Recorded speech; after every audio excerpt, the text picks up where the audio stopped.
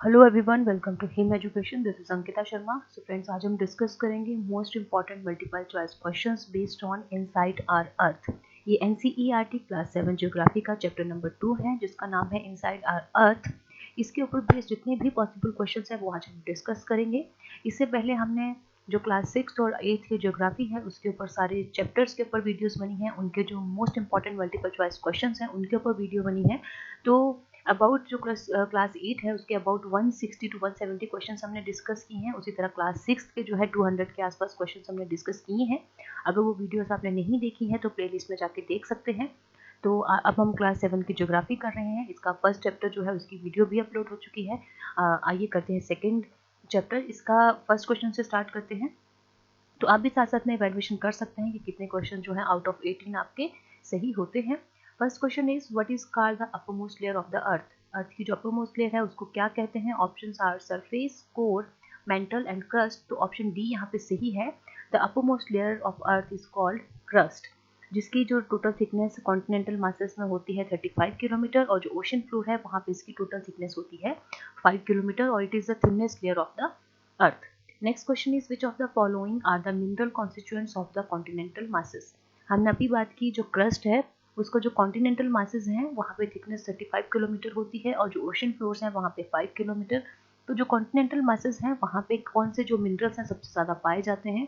Options are silica and alumina, जिसको short form में sial भी कहते हैं। Option B is nickel and iron, जिसको शॉर्ट फॉर्म में नाइफ कहते हैं। Option C is silica and magnesium, that is called sima. And the last one is none of the above.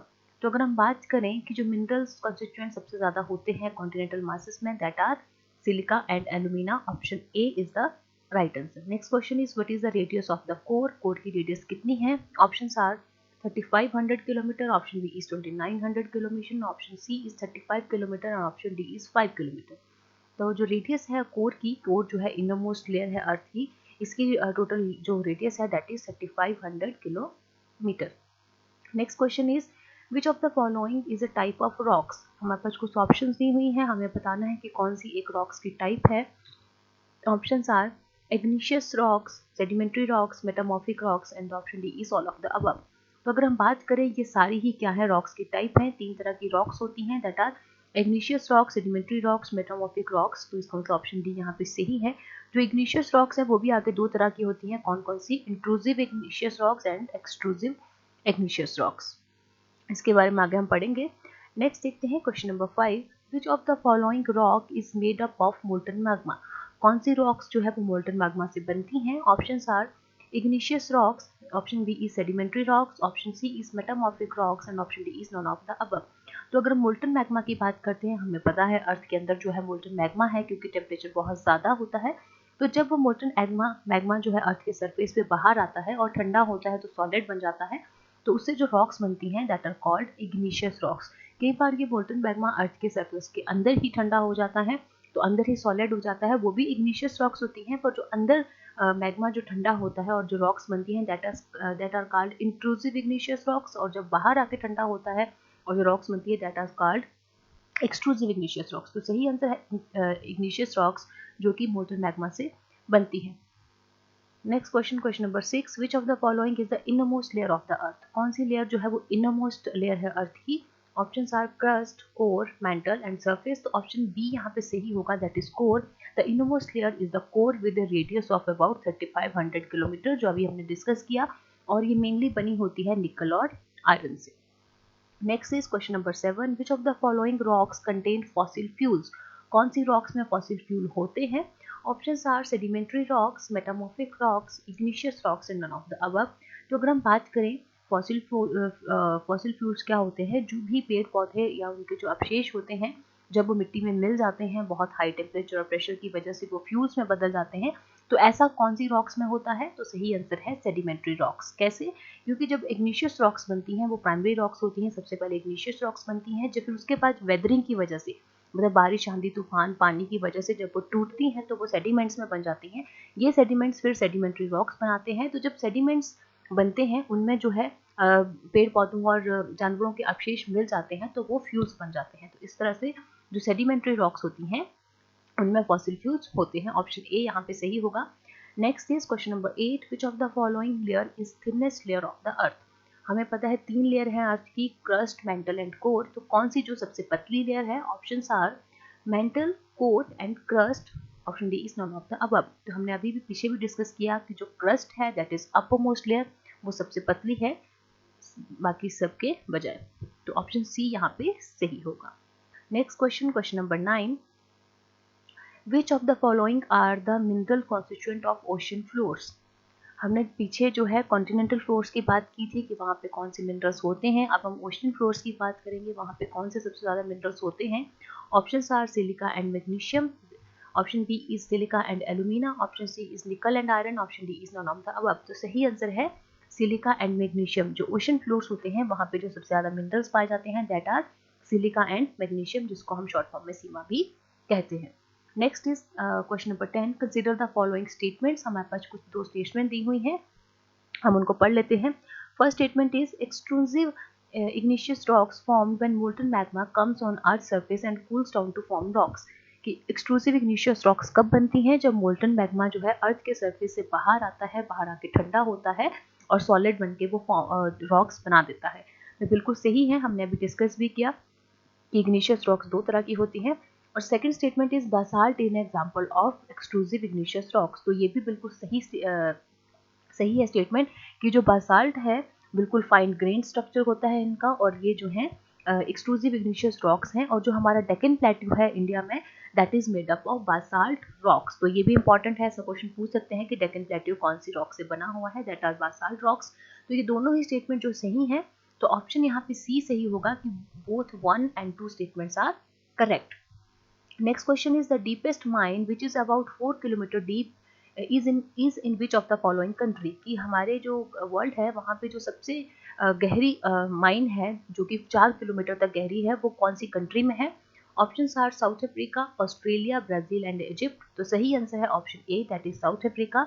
South Africa के Johannesburg में एक gold mine है। हमें पता है साउथ अफ्रीका में बहुत सारे मिनरल्स हैं, जैसे गोल्ड हो गया, डायमंड हो गया। तो जोहान्सनबर्ग में जो है ये माइन है जिसको कहते हैं मोपोनेग, सॉरी ऐसा ही कुछ नाम है उसका। तो ये जो है अराउंड 3.84 किलोमीटर मतलब 4 किलोमीटर तक गहरी है, जो कि साउथ अफ्रीका में पाई जाती है। Next is question number 12, which of the following are the mineral constituents of the innermost layer core. हमने इससे पहले कॉन्टिनेंटल फ्लोर्स की बात की, ओशन फ्लोर्स की बात की, अब हम डिस्कस करेंगे मिनरल्स जो है इन द कोर, जो इनरमोस्ट लेयर है वहां में कौन कौन से मिनरल जो पाए जाते हैं। Option are nickel and ferrous, option B is silica and alumina, option C is silica and magnesium and option D is none of the above. तो जो इनरमोस्ट लेयर है कोर, वहां पे निकल और फेरस, जिसको नाइफ भी कहा जाता है, फेरस होता है मतलब आयरन, तो निकल और आयरन जो है वो पाए जाते हैं। तो सही ऑप्शन है ए। सिलिका और एल्यूमिना हमने डिस्कस किया था, ये होते हैं कॉन्टिनेंटल फ्लोर में, और सिलिका और magnesium these are in ocean floors. तो ये इंपॉर्टेंट है, इसको नोट डाउन कर सकते हैं आप। Next question, question number 13, consider the following statements. हमारे पास कुछ स्टेटमेंट दी हुई है, हमें बताना है which of the above following above statement is or are incorrect, कौन सी गलत है इनमें से। स्टेटमेंट्स हैं, intrusive igneous rocks are formed when molten magma cools down deep inside the earth crust. कि जो इंट्रूसिव igneous रॉक्स हैं वो कब बनती हैं? जब मोल्टन मैग्मा जो है अर्थ के सरफेस के अंदर ही ठंडा हो जाता है और सॉलिड बन के रॉक्स बनाता है।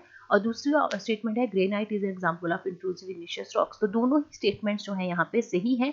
ग्रेनाइट जो है वो एक तरह से इंट्रूसिव igneous रॉक्स हैं, क्योंकि ये जो है जो भी ग्रिंडिंग स्टोन बनते हैं वो सारी ग्रेनाइट से बनते हैं। तो ये जो अर्थ का सरफेस है उसके अंदर ही जो है वो बनते हैं intrusive igneous rocks.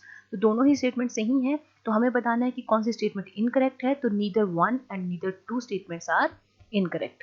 Next question, question number 14, the process of transformation of the rock one another is known as rock cycle. कि जब जो रॉक्स जो है ट्रांसफॉर्म होती है एक से दूसरे की फॉर्म में, उसको रॉक साइकिल कहते हैं। तो इसका करेक्ट ऑर्डर जो है वो क्या है रॉक साइकिल का।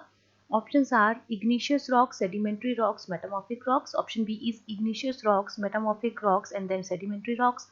Option C is sedimentary rocks, metamorphic rocks and igneous rocks, and option D is metamorphic rocks, sedimentary rocks and igneous rocks. तो जो सही ऑप्शन है वो है ऑप्शन ए। सबसे पहले बनती है igneous rocks, फिर वेदरिंग से जो है वो सेडिमेंट्स में बदलती हैं, और फिर उससे सेडिमेंट्री रॉक्स बनती हैं। और जब इग्निशियस और सेडिमेंट्री दोनों रॉक्स को जब under great heat and temperature और प्रेशर के अंदर रखा जाता है तो हमारे पास बनती हैं मेटामॉर्फिक रॉक्स। तो सही ऑप्शन जो है वो option A. Next question is question number 15। Consider the following statements. हमारे पास दो स्टेटमेंट्स दी हुई हैं।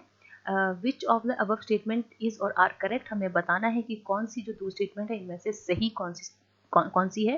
Statement 1 is igneous and metamorphic rocks can change into metamorphic rocks under great heat and pressure. Sorry, यहाँ पे सेडिमेंट्री रॉक्स होना चाहिए था, क्योंकि जो इग्निशियस और सेडिमेंट्री रॉक्स हैं वो जो है under great heat and pressure जो है वो मेटामॉर्फिक रॉक्स में चेंज होती है। तो ये जो स्टेटमेंट है बिल्कुल सही है।